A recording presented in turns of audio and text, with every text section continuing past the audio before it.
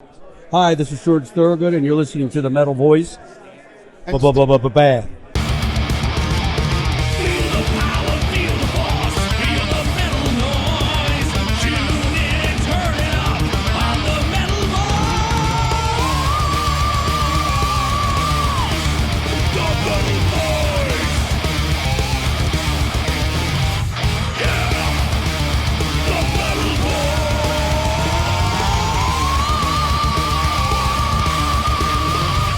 So I just wonder what you attribute that, energy in the field, and that's one question. Another one is bad to the bone. Did that change your career at some point? Was there a point where you were working really hard and then all of a sudden now you got to work 10 times harder? Well, I'll tell you, I answer both questions as best I can. And I'm known not to tell the truth. That's okay.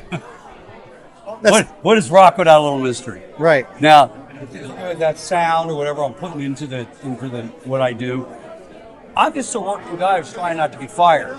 I got the job. I want to keep the job. When you keep the job, you got to keep doing good or do better. So that's what's going through my brain when I'm putting together the music or the show or whatever. You see what I'm saying? This is my job to do this. Do it to the best of your ability, whatever that may be. Fear is a great motivator, my friend.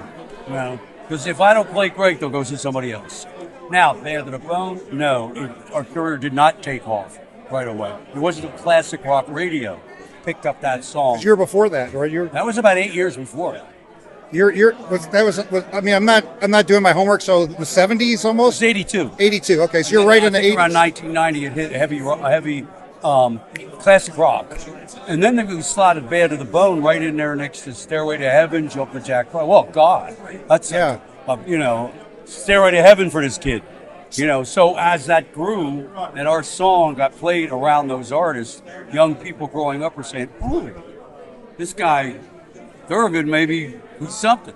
I'm like thinking about when is that key moment where you realize, hey, like we're opening for the Rolling Stones, or we're like at a point where we're not just playing like juke joints. Yeah. And I know you've been through all these different stages in your career, but was there like an epiphany moment where like, hey, now we're in like stadiums, or now we're in arenas? It took a while, a long time, to kind of, I hate to say this, kind of cipher out the not so top of the line venues. Most folks don't get, most musicians and artists, It didn't happen just like that. they don't get to that place where you got to. So where's there? The Rolling Stones were together, and then the record was out for 2 months, and they were on the Ed Sullivan Show. Right. That just doesn't happen to all of us. With me, it was a gradual. Then I woke up one day and said, we haven't worked a bad place in 10 years. Now, See what I'm saying? Now, in those earlier days, did you work with players like Elvin Bishop and Boz Scaggs on the same bill? Were you doing shows with those kind of cats out there, or not necessarily? I worked with Elvin. I've never met Boz Scaggs. Okay, I would like to. I'm just a big fan of all of that style of music. We did a lot of shows with Elvin. We did some recording with him. Go back a long way. Well, thank you so much, George. It's such a pleasure.